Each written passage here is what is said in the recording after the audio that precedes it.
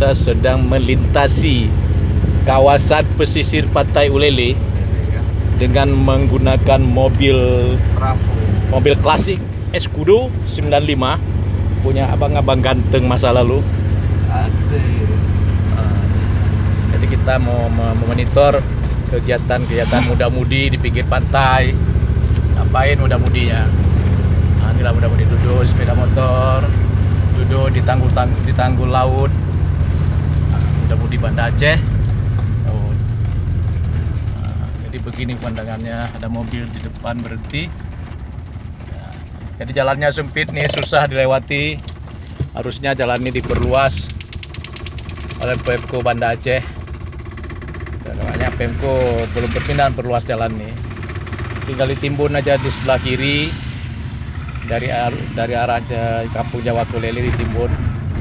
Jadi diperluas. Ini Pemko belum memperluas.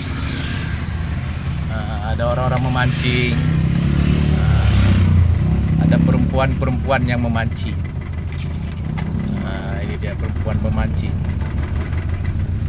Ini jalan begini, susah jalannya. Susah begini dia.